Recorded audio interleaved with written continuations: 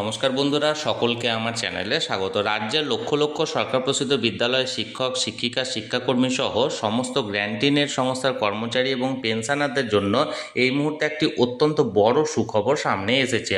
Supreme কোর্টের নির্দেশ অনুযায়ী এবার লক্ষ লক্ষ শিক্ষক শিক্ষিকার পাশাপাশি সমস্ত গ্র্যান্টিনের সংস্থার কর্মচারী এবং পেনশনাররা নিজেদের পঞ্চম বেতন কমিশনের অন্তর্গত বকেয়া ডিএ এরিয়ার পেতে চলেছেন। আজকের ভিডিওতে সেই নিয়ে বিস্তারিতভাবে আলোচনা করব। ভিডিওটি অত্যন্ত গুরুত্বপূর্ণ সকল গ্র্যান্টিনের সংস্থার কর্মচারী এবং পেনশনারদের জন্য, তাই প্রথম থেকে শেষ পর্যন্ত অবশ্যই ধৈর্য সহকারে দেখবেন এবং ভালো লেগে থাকলে অবশ্যই একটি লাইক করবেন এবং সকলের সঙ্গে শেয়ার করবেন। আর সেই সাথে এই চ্যানেলে যদি প্রথমবার হয়ে থাকেন এই রকমের ইনফরমেটিভ ভিডিও আরও দেখার জন্য যারা এখনও পর্যন্ত এই চ্যানেলটিকে সাবস্ক্রাইব করেননি তারা অবশ্যই চ্যানেলটিকে সাবস্ক্রাইব করে নিতে ভুলবেন না। তাহলে চলুন আমরা বিস্তারিত জেনে নিই।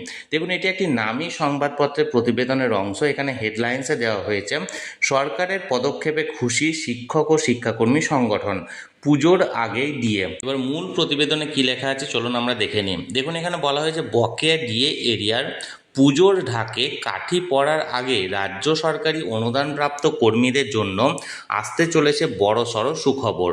দীর্ঘ এক দশকের ক্লান্তিকর আইনি টানাপোড়েন এবং সুপ্রিম কোর্টের কড়া নির্দেশের পর অবশেষে বকেয়া মহার্ঘ ভাতা বা ডিএ মেটানোর পথে যুদ্ধকালীন তৎপরতার কাজ শুরু করল রাজ্যের অর্থ দপ্তর। শিক্ষক শিক্ষাকর্মী পঞ্চায়েত পুরসভা থেকে শুরু করে বিভিন্ন কর্পোরেশনের গ্র্যান্ট ইন এড কর্মীদের বকেয়া ডিএ দিয়ে দীর্ঘদিন ধরেই একটা ক্ষোভের আগুন এখানে ধিক করে জ্বলছিল।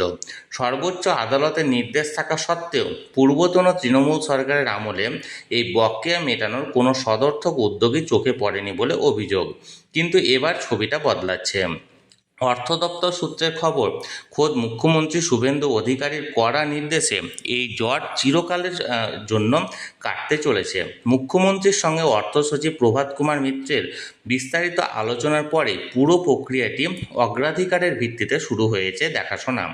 আগামী 15 দিনের মধ্যে সংশ্লিষ্ট সব দপ্তরকে তাদের নিজস্ব বেতন পোর্টালে বকেয়া বিল জমা দেওয়ার জন্য একটি আলাদা অপশান প্রস্তুত রাখতে বলা হয়েছে। প্রযুক্তিগত এই পরিকাঠামোর কাজ মিটলে বকেয়া টাকা মেটানোর চূড়ান্ত সবুজ সংকেত দিয়ে দেবে রাজ্যের নবান্ন। প্রশাসনের অন্দরের খবর, এই বিপুল পরিমাণ বকেয়া মেটানোর জন্য রাজ্যের কোষাগারের ওপর যথেষ্ট চাপ পড়লেও কর্মীদের ন্যায্য পাওনা থেকে তাদের আর বঞ্চিত রাখতে রাজি নয় বর্তমান সরকার। উল্লেখ্য, এই বকেয়া মেটানোর প্রক্রিয়াটি কিন্তু সম্প্রতি ঘোষিত পুজোর আগের 20% ডিএ বৃদ্ধির থেকে সম্পূর্ণ আলাদা, যেটা রোপা 2019 অনুযায়ী আগের 18% এবং নতুন 20% মিলিয়ে মোট 38% ডিএ উৎসবের বোনাস হিসাবে অক্টোবরের বেতনের সঙ্গে হাতে পাবেন কর্মীরা।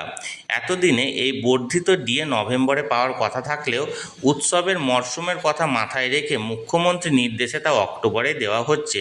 অন্যদিকে বকেয়া ডিএর জন্য হাপিত্যেশ করে বসে থাকা শিক্ষক ও শিক্ষাকর্মীদের সংগঠনগুলি এই পদক্ষেপের ফলে সরকারের তরফ থেকে উচ্ছ্বসিত।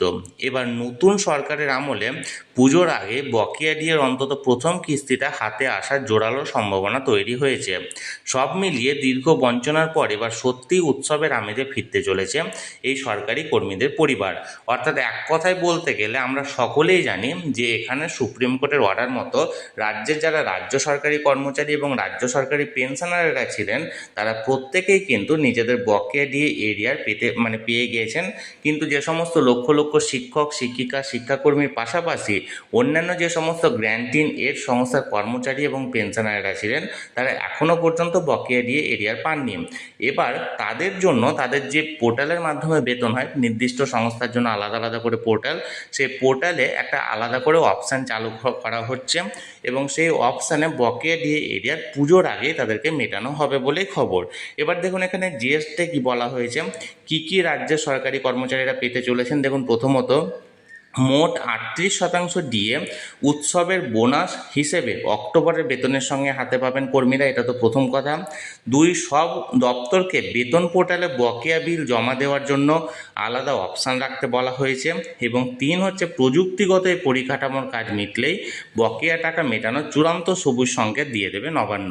অর্থাৎ এক কথায় বলতে গেলে রাজ্যের কর্মচারীরা এবং রাজ্যের যে সমস্ত গ্র্যান্ট ইন এড সংস্থার কর্মচারী এবং পেনশনাররা আছেন তারা প্রথমত ক্রমাগত তারা নিজেদের যে বর্তমান রোপা আছে অর্থাৎ রোপা 2019 বা ষষ্ঠ বেতন কমিশন তার উপর ভিত্তি করে 20% অতিরিক্ত ডিএ পাচ্ছেন। এবং তার পাশাপাশি পুজোর আগে যে সমস্ত কর্মচারীরা পঞ্চম বেতন কমিশনের আন্ডারে কর্মরত ছিলেন তারা প্রত্যেকেই একটি অংশ বকেয়া এরিয়ার হিসাবে পেতে চলেছেন বলে এখানে খবর জানানো হয়েছে। তাহলে বন্ধুরা, এটি একটি নামী সংবাদপত্রের প্রতিবেদনের অংশ ছিল যেটি আমি আপনাদের সামনে তুলে ধরলাম। এই নিয়ে যদি আপনাদের কোনো কিছু প্রশ্ন থাকে বা বলার থাকে অবশ্যই কমেন্ট করুন। আর এই ভিডিওটি ভালো লেগে থাকলেও অবশ্যই একটি লাইক করুন এবং সকলের সঙ্গে শেয়ার করুন। আর সেই সাথে এই চ্যানেলে যদি প্রথমবার হয়ে থাকেন এই রকমের ইনফরমেটিভ ভিডিও আরও দেখার জন্য যারা এখনও পর্যন্ত এই চ্যানেলটিকে সাবস্ক্রাইব করেননি তারা অবশ্যই চ্যানেলটিকে সাবস্ক্রাইব করে রাখুন। ধন্যবাদ, দেখা হচ্ছে পরের ভিডিওতে।